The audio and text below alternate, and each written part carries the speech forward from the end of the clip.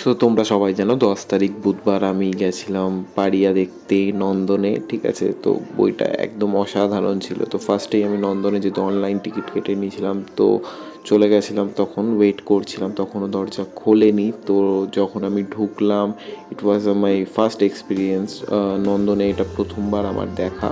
তাই জন্যে যখন দেখলাম সত্যিই খুব ভালো লাগলো, বিশেষ করে এই ক্যারেক্টারটা। সিরিয়াসলি এই ক্যারেক্টারটা অতিরিক্ত তোমাদের হাসাবে, এন্টারটেন করবে। ইনফ্যাক্ট আমার আগের পোস্ট যেগুলোতে ছবি দিয়েছিলাম সেটাতে ও রিপ্লাইও করেছে। প্লাস বিক্রম তার অ্যাক্টিং খুবই ভালো লেগেছিল। ও আমার স্টোরি মানে শেয়ার করেছিল ইনস্টায়। আর অসাধারণ বইটা।